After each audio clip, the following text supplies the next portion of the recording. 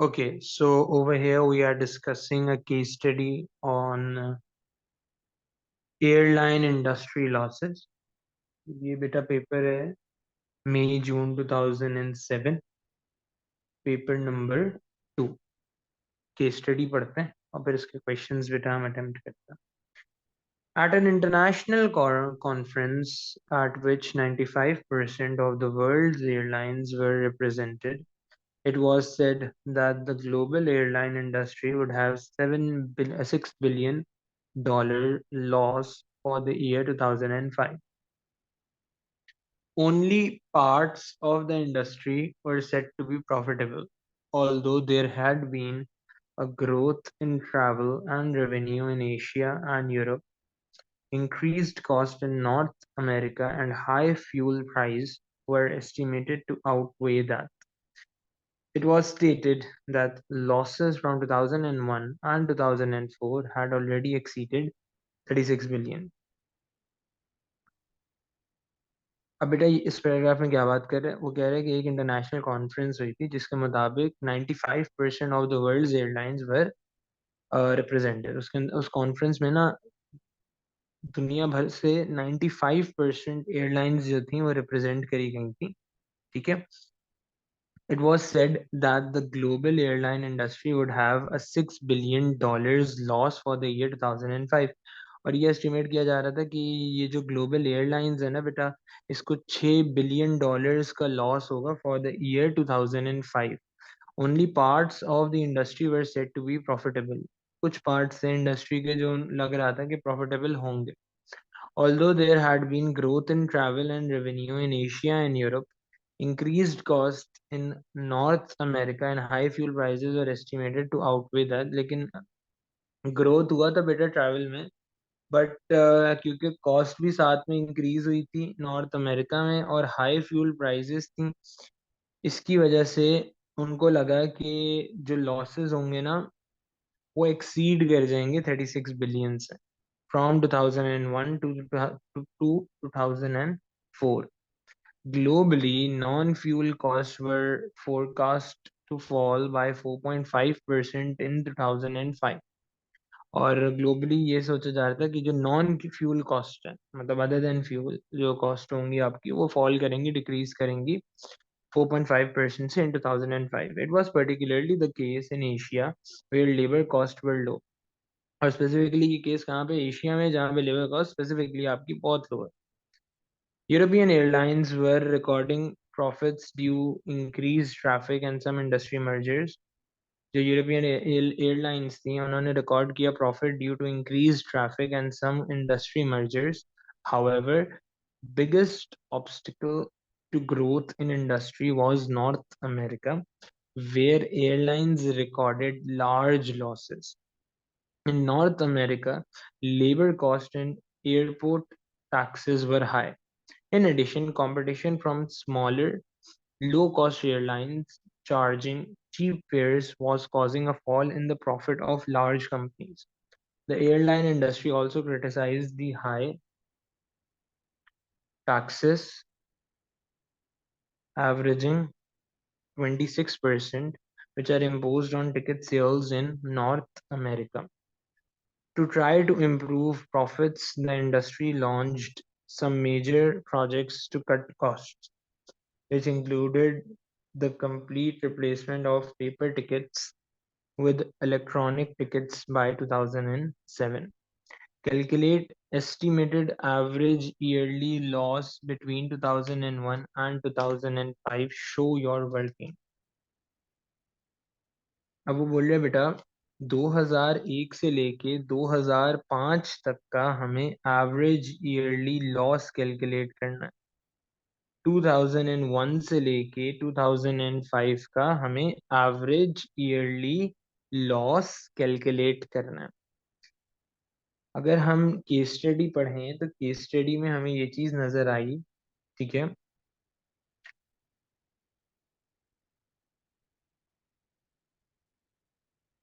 Case study में हमें ये नजर आई चीज बेटा कि It was stated that the losses from 2001 and 2004 had already exceeded 36 billion. 2001 से 2004 तक जो आपके लॉसेस थे वो 36 बिलियन से ज़्यादा एक्सीड कर गए थे, यानी कि 2001 से 2004 तकरीबन आपके पास 36 बिलियन के लॉसेस थे 4 साल के। और यहाँ पे वो बोल रहा है कि it was said that the global airline industry would have $6 billion loss for the year 2005।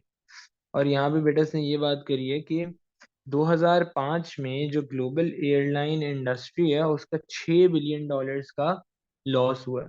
अब ये टोटल कितने ईयर्स हो गए, ये टोटल हुए हैं आपके 5 ईयर्स।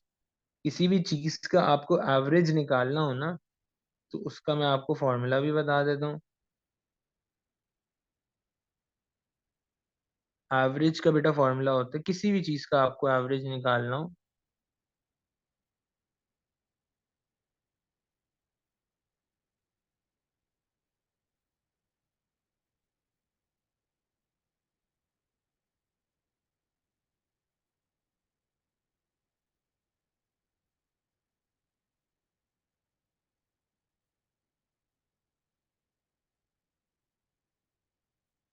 किसी भी चीज का बेटा अगर हमें एवरेज निकालना हो तो उसका सिंपल सा फॉर्मूला होता है sum of terms divided by total number of terms. Sum of terms divided by total number of terms.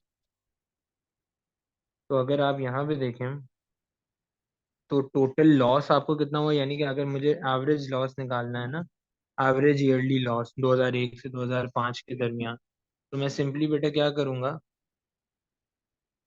36 billion plus 6 billion divided by 5। 36 billion plus 6 billion divided by 5, तो हमारे पास answer आ जाएगा बेटा 8.4। हमारे पास answer आ गया 8.4। आपने 36 किया, उसके अंदर 6 बिलियन ऐड कर दिया, 36 प्लस 6 बिलियन होता है 42 बिलियन। 42 बिलियन डिवाइडेड बाय 5, 8.4 आपका आंसर आ गया। फिर बेटा आगे वो बोल रहा है identify 4 causes of the airline industry losses in north America. वो कह रहे हैं कि भाई बताएं कोई भी 4 ऐसे कॉजेज कि भाई अ, जो आपका एयरलाइन इंडस्ट्री लॉसेस हैं नॉर्थ अमेरिका में जो इनकर किए हैं, तो उसके कोई भी 4 कॉजेज हमें बताना है। अब 4 कॉजेज बेटा क्या हो सकते हैं, यहाँ पे हम देखें, यहाँ पे लिखा हुआ है increased cost in north America and high fuel prices. सबसे पहला कॉस्ट तो हमें यहाँ पे नजर आ गया, हाई फ्यूल प्राइसेस, कि भाई फ्यूल प्राइसेस बहुत ज़्यादा हाई थी जिसकी वजह से कॉस्ट ऑफ प्रोडक्शन बढ़ी। जब आपकी कॉस्ट ऑफ प्रोडक्शन बढ़ेगी तो जाहिर सी बात है आपका प्रॉफिट डिक्रीज होगा और अल्टीमेटली आप लॉसेस की तरफ जाओगे। तो एक रीज़न यहाँ पे लिखा हुआ है हाई फ्यूल प्राइसेस। दूसरा रीज़न बेटा क्या है, कंपटीशन। क्योंकि आप देखें तो उसने यहाँ पे ये भी बात की है कि competition from smaller low cost airline charging cheap fare was causing a fall in the profit of the larger company। क्या हो रहा है कि जो आपकी स्मॉलर एयरलाइंस है ना वो कंपटीशन बेटा प्रोवाइड कर रही हैं, और वो कम फेयर्स जो हैं वो चार्ज कर रही हैं, कम फेयर्स जो हैं वो रख रही हैं। तो जाहिर सी बात है, हमें पता है लॉ ऑफ डिमांड हमें यही बताता है that there is an inverse relationship between price and quantity demanded. क्योंकि ये फर्म्स बेटा कम प्राइसेस चार्ज कर रही हैं तो फिर लोग ऑब्वियसली इनको परचेज करना प्रेफर कर रहे हैं, यहीं से टिकट्स खरीदना प्रेफर कर रहे हैं ये छोटी कंपनी, ये छोटी फर्म्स से।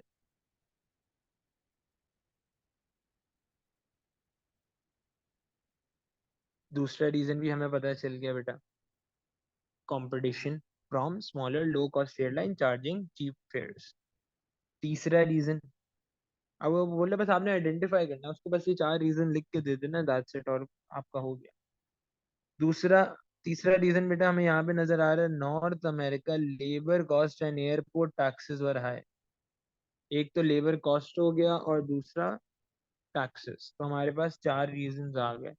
पहला रीजन, हाई फ्यूल प्राइसेस बहुत ज़्यादा थी जिसकी वजह से कॉस्ट ऑफ प्रोडक्शन बढ़ी, तो आपका लॉस क्रिएट हो सकता है। दूसरा रीजन बेटा, लेबर कॉस्ट ज़्यादा थी। तीसरा रीजन बेटा, नॉर्थ अमेरिका में एयरपोर्ट टैक्सेस वर हाई। ठीक है। और चौथा रीजन, चौथा और final reason, competition from smaller low cost airlines charging cheap fares was causing fall in profits। ये चार रीजंस हमने आइडेंटिफाई कर लिए जिसकी वजह से नॉर्थ अमेरिका में की जो इंडस्ट्री है उसके लॉसेस इंक्रीज कर रहे थे, उसके लॉसेस बढ़ रहे थे। अब आगे चलते हैं बेटा। अच्छा, उसने सिर्फ आइडेंटिफाई बोला है ना, तो मुझे बेटा उसको सिर्फ आइडेंटिफाई करके देना है, इसके अंदर मुझे कुछ एक्सप्लेन करने की जरूरत नहीं है। मुझे सिर्फ उसको आइडेंटिफाई करके बता देना है कि भाई ये चार कॉजेज हैं, ये चार रीजंस एंड दैट्स इट। फिर बेटा आगे क्या बोल रहे हैं, discuss whether fuel and labor would be classified as fixed or variable cost for the airline industry। वो कह रहा है आप बताएं, डिस्कस करें whether fuel and labor would be classified as a fixed or variable cost for the on airline industry।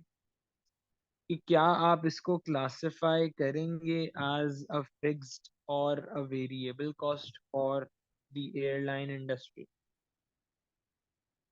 Fuel number one और number two labour. तो इसका आंसर बेटा हम लिख दें, इसका आंसर बेटा क्या होगा, लेबर और फ्यूल की बात कर। सबसे पहले तो बता दें कि वेरिएबल कॉस्ट होती क्या है। Variable cost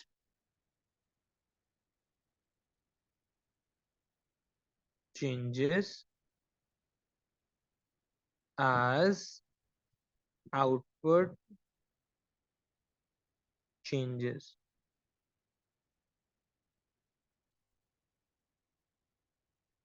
fuel is a variable cost, is a variable cost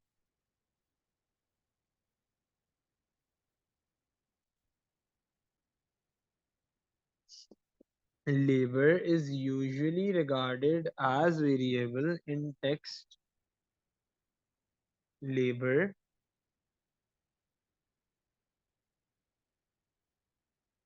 could be variable if it is piece rate system। Piece rate system में क्या होता है बेटा कि जितने नंबर ऑफ यूनिट्स बनाए जाएंगे, जितने नंबर ऑफ यूनिट्स प्रोड्यूस किए जाएंगे उसके हिसाब से आप वर्कर्स को पे करोगे। तो अगर तो बेटा लेबर को आप पे कर रहे हो on the basis of piece rate system, if piece rate system is applied। However, if an individual is on fixed salary, then it would be fixed cost। हमने बताया variable cost changes as output changes. Variable cost आपकी change करती है बेटा जैसे जैसे आपका output change करता है। Fuel is a variable cost, fuel आपका वेरिएबल कॉस्ट है। Labour could be variable if piece rate system is applied, अगर आप पीस रेट सिस्टम अप्लाई करते हो तो लेबर आपका वेरिएबल हो सकता है।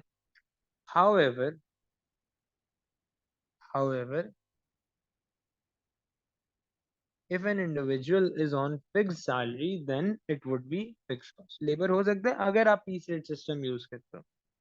अगर आप पीस रेट सिस्टम यूज नहीं करते, ठीक है, तो फिर बेटा लेबर की जो कॉस्ट होगी वो आपकी फिक्स्ड कॉस्ट होगी।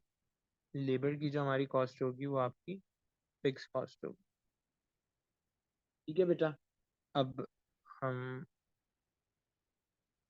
नए केस स्टडी की तरफ दोबारा चलते हैं।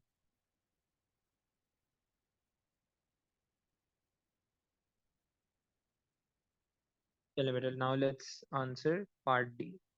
How might replacement of paper ticket affects the demand for each of the factor of production by the airlines। वो कह रहे हैं कि रिप्लेसमेंट की कोई केस स्टडी में बात करी होगी उसने, देख लेते हैं। हाँ नीचे देखें तो नीचे हमें नजर आ रहा है, to try to improve profits, the industry launched some major projects to cut costs, which included the complete replacement of paper tickets with electronic tickets by 2007। वो कह रहे हैं कि भाई उन्होंने क्या किया बेटा, ई टिकट्स लॉन्च कर दिए, इलेक्ट्रॉनिक टिकट्स लॉन्च कर दिए, और जो पेपर टिकट्स थे ना उनको रिप्लेस कर दिया, उनको ख़त्म कर दिया कि अब पेपर टिकट्स इस्तेमाल नहीं होंगे। क्यों? क्योंकि वो बहुत एक्सपेंसिव पड़ रहे थे, वो बहुत महंगे पड़।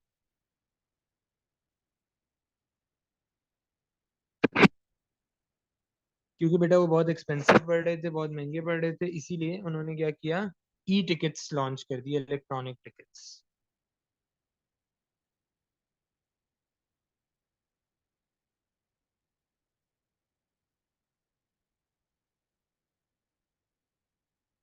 तो सवाल में बेटा हमसे वो यही पूछ रहे हैं, how might replacement of paper tickets affect the demand for each of the factor of production by the airline. तो कह रहे हैं कि ये जो रिप्लेसमेंट करी जा रही है बेटा, ये किस तरह से अफेक्ट कर सकता है demand for the airline. Affect each of the factor of production by the airline, demand for each of the factor of production by the airline। यहाँ पे बात हो रही है बेटा फैक्टर्स ऑफ प्रोडक्शन की।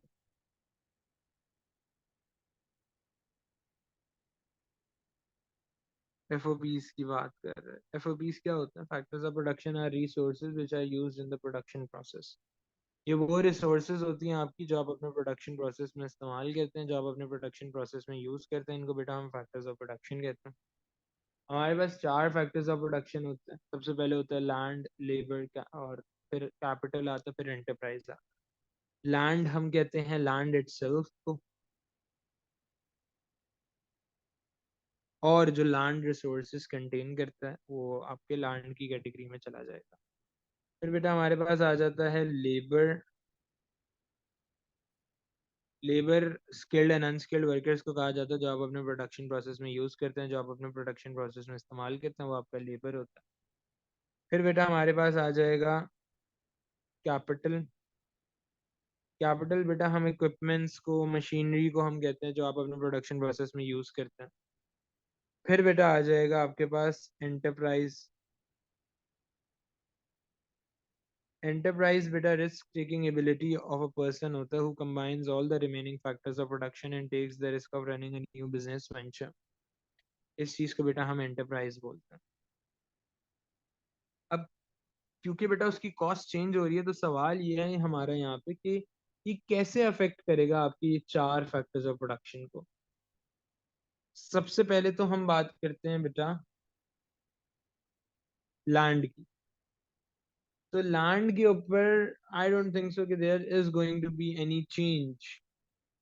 ये लिख सकते हैं कि ठीक है, क्योंकि अब पेपरलेस की तरफ आप जा रहे हो, ठीक है, तो हो सकता है डिफॉरेस्टेशन कम करी जाए, रिसोर्सेज को कम एक्सट्रैक्ट किया जाए, क्योंकि पेपरलेस टिकट्स की तरफ आप जा रहे हो ना, इलेक्ट्रॉनिक टिकट्स की तरफ जा रहे हैं जिसमें पेपर नहीं इस्तेमाल होता। तो आप एक ये पॉइंट बोल सकते हो कि इस तरह से अफेक्ट कर सकता है, ठीक है, कि आपकी रिसोर्सेज डिप्लीट नहीं होंगी, एक्सट्रैक्ट नहीं की जाएंगी, एक्सप्लॉइट नहीं की जाएंगी। फिर हम बात करते हैं बेटा लेबर की। लेबर मोस्ट प्रोबेबली बेटा डिक्रीज होगा, ठीक है, लेकिन demand for skilled labour increase होगी।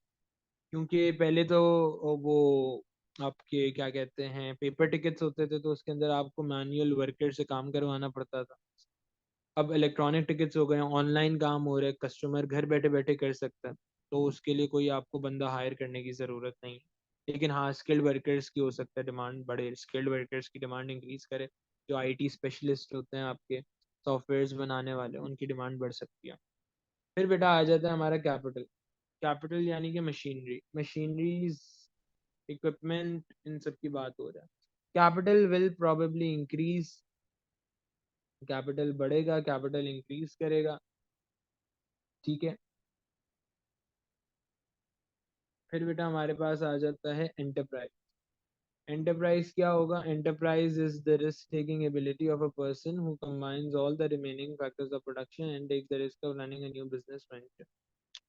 एंटरप्राइज का हम ये कह सकते हैं कि किसी हद तक हो सकता है, क्योंकि पेपरलेस वर्क की वजह से कॉस्ट ऑफ प्रोडक्शन डिक्रीज हो रही है। कॉस्ट ऑफ प्रोडक्शन कम होने की वजह से बेटा शायद आपकी इन्वेस्टमेंट बढ़े, इन्वेस्टमेंट इंक्रीज हो, as this can create an incentive for investor to increase investment।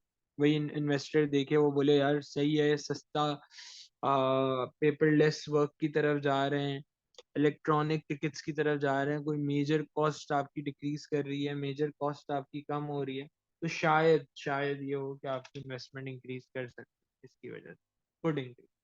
ठीक है, मैं फिर से रिपीट कर देता हूँ बेटा। इसका हम आंसर कैसे करेंगे? क्वेश्चन में बोल रहा है कि क्योंकि पेपरलेस वर्क की तरफ जा रहे हैं, इलेक्ट्रॉनिक टिकट्स की तरफ जा रहे हैं, तो ये आपके demand for factors of production को कैसे अफेक्ट करेगा? सबसे पहले तो मैं बताऊंगा कि फैक्टर्स ऑफ प्रोडक्शन होते क्या है। Factors of production are resources which are used in the production process. हमारे पास चार फैक्टर्स ऑफ प्रोडक्शन होते हैं: land, labour, capital, enterprise. Land refers to land itself and all the resources it contains. सही है। फिर बेटा मैं बताऊंगा labour refers to skilled and unskilled workers used in the production process। फिर बेटा हम बताएंगे capital, machinery, equipment, tools etcetera used in the production process. फिर बेटा हम बताएंगे enterprise, it is risk taking ability of a person who combines all the remaining factors of production and takes the risk of running a new business venture। फिर हमने बताने कि कैसे बेटा डिमांड अफेक्ट होगी due to electronic tickets. Land हो सकता है आपका, शायद आप ये बोल सकते हो कि डिफॉरेस्टेशन कम हो जाएगी, क्योंकि पेपर पेपर अब नहीं इतना इस्तेमाल किया जाएगा, पेपर वो टिकट्स नहीं यूज़ किए जाएंगे, और रिसोर्सेज को एक्सप्लॉइट कम किया जाएगा, तो पॉजिटिव इफेक्ट पड़ेगा आपके लैंड पे। लेबर लेबर का ये बेटा फर्क पड़ेगा कि जो अनस्किल्ड वर्कर्स होंगे उनकी जॉब शायद चली जाए, demand for labour will most probably decrease but greater demand for skilled workers. लेकिन स्किल्ड वर्कर्स जैसे आईटी स्पेशलिस्ट वगैरह होता है, उनकी डिमांड बढ़ सकती है। कैपिटल में मशीनरी, इक्विपमेंट्स वगैरह की हम बात कर रहे हैं, इक्विपमेंट्स वगैरह की डिमांड बढ़ेगी, ज़्यादा होगी। क्यों? क्योंकि इलेक्ट्रॉनिक आइटम्स, ई टिकट्स वगैरह बनाने के लिए आपको मशीन्स वगैरह की ज़रूरत पड़ती है। फिर एंटरप्राइज आ जाता है। Enterprise is the risk taking ability of a person who combines all the remaining factors of production and takes the risk of running a new business venture. क्योंकि कॉस्ट ऑफ प्रोडक्शन आपकी कम कर रही हो रही है, तो हो सकता है बेटा ये जो है ना इन्वेस्टमेंट को इनकरेज करे, कि इन्वेस्टमेंट बढ़े, इन्वेस्टमेंट इंक्रीज करे। तो ये बेटा आपका आंसर कंप्लीट हो जाएगा। ठीक है, 4 मार्क्स का था, आपने बस बता देना कैसे अफेक्ट करेगा, आपको पूरे मार्क्स मिल जाए। आगे चलते हैं बेटा। 8 मार्क्स का क्वेश्चन है, वो पूछ रहा है companies making losses, discuss what policies it might adopt. एक कंपनी है, वो बेटा लॉसेस बेयर कर रही है, इज मेकिंग लॉसेस। अब वो आपसे पूछ ही रहा है कि डिस्कस करें कि इस कंपनी को बेटा कौन सी पॉलिसी अडॉप्ट करनी चाहिए।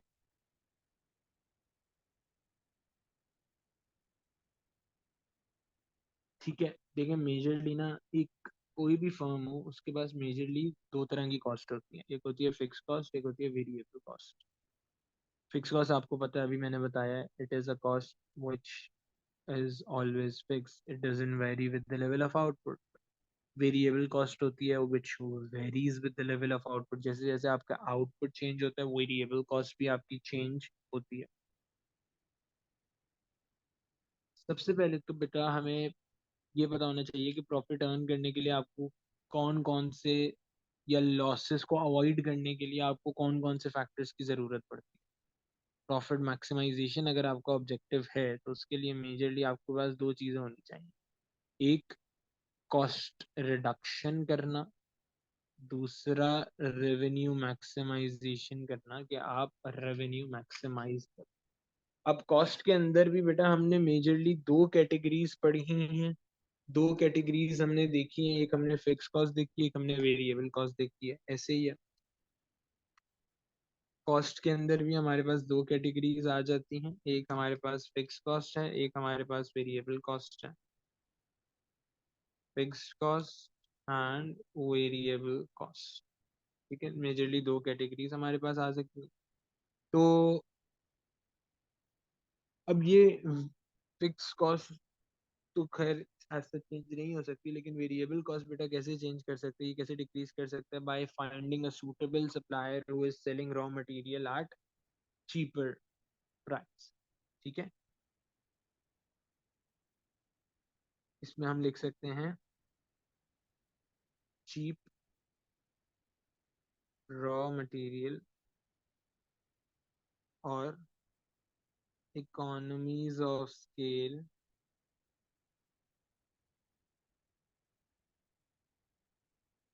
इकोनॉमीज ऑफ स्केल बेटा क्या होता है? इकोनॉमीज ऑफ स्केल में ये होता है कि अक्सर ना फर्म्स अपनी एवरेज कॉस्ट डिक्रीज करने के लिए, अपनी एवरेज कॉस्ट कम करने के लिए बल्क बाइंग करना शुरू कर देती हैं। कि भाई आपने बहुत ज़्यादा क्वांटिटी परचेज कर ली, ज़्यादा क्वांटिटी खरीदोगे ट्रेड डिस्काउंट मिलेगा, trade discount is received on bulk buying. Trade discount मिलता है आपको बल्क बाइंग, और ये आपके एवरेज कॉस्ट कम करता है। या फिर मार्केटिंग इकोनॉमीज ऑफ स्केल, आपने अपना स्केल ऑफ प्रोडक्शन बढ़ाया और आपने ट्रेड डिस्काउंट्स वगैरह जो है ना ढूंढना शुरू कर दिया, तो ये भी एक तरीका है एवरेज कॉस्ट को डिक्रीज करने का। दूसरा बेटा है कि आप टोटल रेवेन्यू इंक्रीज करो। अब टोटल रेवेन्यू कैसे इंक्रीज हो सकता है?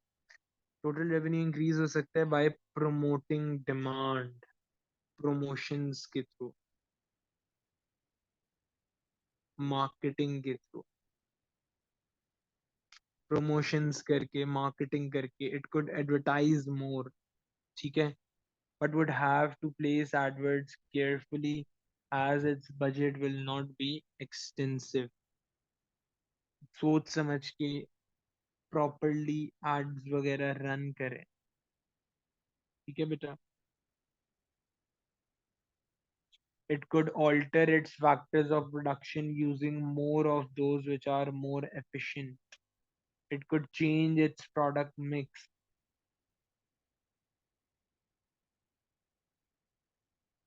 अपने प्रोडक्ट के अंदर यूनिक सेलिंग पॉइंट इंट्रोड्यूस करे, USPs. Unique selling point is a specific feature. It is a special feature in a particular product, in a particular good, which differentiates it from competitors' product। एक ऐसा feature launch करे, एक ऐसा feature introduce करे जो competitors के product से differentiate करे आपके प्रोडक्ट को, ठीक है। प्रोडक्ट डिफरेंशिएशन करना, पैकेजिंग के अंदर चेंजेस करना, चेंजेस इन पैकेजिंग,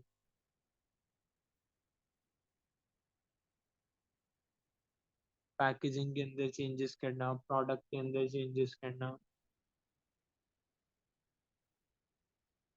मार्केट को चेंज कर ले। It could change its market. लेकिन क्योंकि बेटा ये डिस्कशन वाला सवाल है, ठीक है, तो मुझे दोनों साइड्स मेंशन करनी है। प्लस एक और चीज बता दूं, नोट कर लें कि इस क्वेश्चन में कहीं पे भी एयरलाइंस की बात नहीं हो रही। उसने एक जनरल सवाल मुझे दिया, आ कंपनी इज मेकिंग लॉसेस। तो इसमें बहुत सारे बच्चे गलती ये करते हैं कि इसको ना रिलेट करने की कोशिश करते हैं केस स्टडी से। ये जनरल क्वेश्चन है 8 मार्क्स का, क्योंकि उसने यहाँ पे देखे ना, जनरल उसने सवाल पूछा, कंपनी इज मेकिंग लॉसेस। एक कंपनी है जो बेटा लॉसेस अर्न कर रही है, तो वो किस तरह लॉसेस को कवर करे, क्या पॉलिसीज अडॉप्ट करे कि वो लॉसेस ना अर्न करे। तो इसके इस क्वेश्चन के लिए बेटा, it we don't need any reference to the airline industry, कोई रेफरेंस की जरूरत नहीं, ये जनरल सवाल पूछ रहे हमें बस ये बताना है कि अगर वो चाहती है प्रॉफिट अर्न करे और लॉसेस को अवॉइड करे तो उसका तरीका एक ये है कि कॉस्ट इफेक्टिव बन जाए और अपने रेवेन्यू को मैक्सिमाइज करे। अब कॉस्ट में अंदर हमारे पास दो चीजें आ जाती हैं, एक आती है बेटा फिक्स कॉस्ट, एक आती है बेटा वेरिएबल कॉस्ट।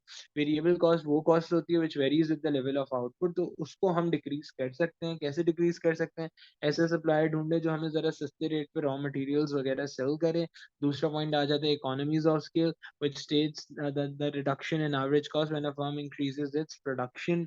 ठीक है, ये तरीके आप बता दें, फाइनेंशियल इकोनॉमीज ऑफ स्केल और मार्केटिंग इकोनॉमीज ऑफ स्केल। फिर आप बताएं कि टोटल रेवेन्यू कैसे बढ़ा सकती है, प्रमोशंस करके, ठीक है, एड्स वगैरह रन करके। इट वुड एडवर्टाइज मोर, ठीक है, but would have to place adverts carefully as its budget will not be extensive, लेकिन उसको अपना एड जो है वो एक्सटेंसिवली करना पड़ेगा। ऑब्वियसली जाहिर सी बात है, अगर प्रमोशंस के ऊपर पैसे लगाएगा तो उसके लिए अपॉर्चुनिटी कॉस्ट है। he won't be able to spend money on other things। नई मशीन नहीं खरीद पाएगा ये बिजनेस, ये कंपनी, ठीक है। अगर चीप रॉ मटेरियल खरीदता है बेटा तो उसका कॉन्ट्रेरी पॉइंट ये बन सकता है कि सस्ते रॉ मटेरियल की वजह से, सस्ता रॉ मटेरियल की वजह से, चीप रॉ मटेरियल्स की वजह से बेटा माइट बी पॉसिबल कि आपकी कस्टमर सेटिस्फैक्शन डिक्रीज करे, कस्टमर लॉयल्टी ना क्रिएट हो, कस्टमर आपके डिससेटिस्फाई हो और वो स्विच कर लें टूवर्ड्स अदर कंपैटिटर्स, दूसरे कंपैटिटर्स की तरफ स्विच कर लें, दूसरे कंपैटिटर्स की तरफ चले जाएं, ठीक है। और चेंजेस इन पैकेजिंग, ये सारे पॉइंट्स आप इंट्रोड्यूस कर सकते हैं, ठीक है। It could try to reduce cost, either fixed or variable cost. It could try to increase revenue by promoting demand. It could advertise more, but would have to place adverts carefully as its budget will not be extensive. It could see if another company were willing to buy it or merge with it. It could close down. It could alter its factors of production using more of those which are more efficient. It could change its product mix. It could change the market it was aiming at. ठीक है, ये pointers हैं, ये आप 8 marks के लिए बना के लिख लें तो बहुत अच्छा इसके ऊपर आंसर बन सकता है। हमने ये भी आंसर कर लिया बेटा, अब आगे चलते हैं। और वो कह रहे section B answer any 3 questions. सबसे पहले पार्ट में बेटा क्या बोल रहे हैं, partnerships are owned by only 2 people while public companies are owned by the government.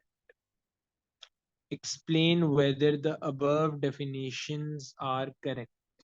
तो इसका जवाब है the above definition is incorrect because partnerships are not necessarily owned by the government, ठीक है। Partnerships are not necessarily 2 people, they may consist of all the people working in the organization. Public companies are not owned by the government. Public companies issues shares and are owned by private sector। सीधी सी बात है बेटा, partnership क्या होता है, partnership में दो या दो से ज्यादा लोग भी हो सकते हैं आपकी पार्टनरशिप में। पब्लिक लिमिटेड कंपनी गवर्नमेंट, ये बहुत बड़ा मिसकंसेप्शन है, बच्चे अक्सर ये गलती करते हैं, लिखाते हैं पब्लिक लिमिटेड क्योंकि पब्लिक का नाम लिखा हुआ है तो वो समझते हैं कि यार ये तो गवर्नमेंट ओन और कंट्रोल करती है। ऐसा बिल्कुल भी नहीं है। पब्लिक कॉरपोरेशंस और पब्लिक लिमिटेड कंपनी दोनों में फर्क है। पब्लिक कॉरपोरेशंस आप बोल सकते हैं कि हाँ जी they are owned by the government, लेकिन पब्लिक लिमिटेड कंपनी जो है they are owned by private sector. Public limited company में सिर्फ ये है बेटा, ये पब्लिक कंपनीज इशू करती है शेयर्स जनरल पब्लिक को, लेकिन इसको ओन आपका प्राइवेट सेक्टर ही करता है, पब्लिक सेक्टर इसको ओन नहीं करता। Why do some firms remain small in size? बहुत सारी फर्म्स हैं वो स्मॉल रहती हैं साइज में, वो इंक्रीज नहीं करती। तो इसका क्या जवाब होगा, वह क्यों रहती हैं बेटा small? Small firms usually have many competitors. Competition may well allow reduced prices and wider choice. Small लेना इसलिए प्रेफर करते हैं क्योंकि छोटी कंपनी होती है ना, उनको डिसइकोनॉमीज ऑफ स्केल बेटा फेस नहीं करनी पड़ती। सही है, जो स्मॉल फर्म्स होती हैं उनको डिसइकोनॉमीज ऑफ स्केल नहीं फेस करना पड़ता। मैं यहाँ पे लिख भी देता हूँ,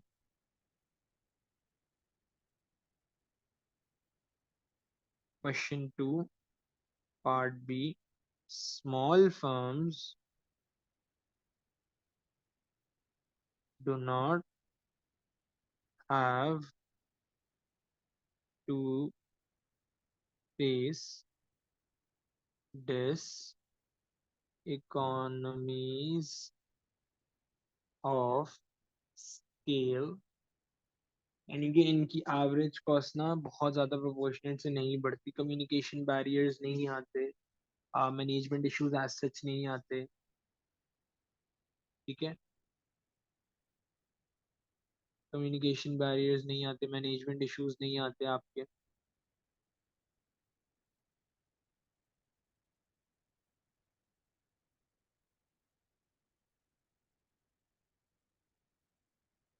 तो इसलिए बहुत सारी फर्म्स जो हैं वो प्रेफर करती हैं स्मॉल रहना।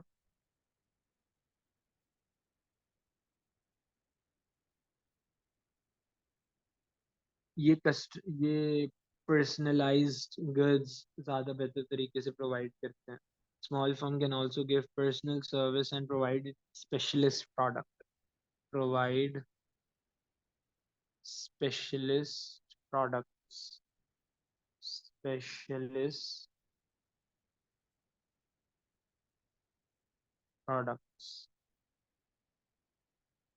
They can give personal services.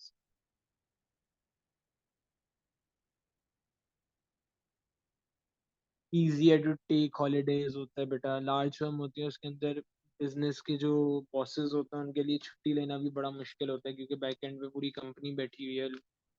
ठीक है, डे टू डे ट्रांजेक्शन है उनको संभालना बहुत मुश्किल है, कोऑर्डिनेशन रखना, मैनेजमेंट इश्यूज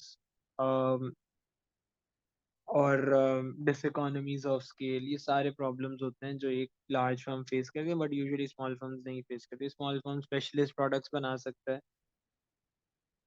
स्मॉल फर्म्स जो है उसकी यूजुअली, क्योंकि कॉस्ट जब कम होती है, डिसइकोनॉमीज ऑफ स्केल नहीं फेस करता, तो ये एक पॉसिबल रीजन है कि स्मॉल फर्म में allow reduce prices and wider choices.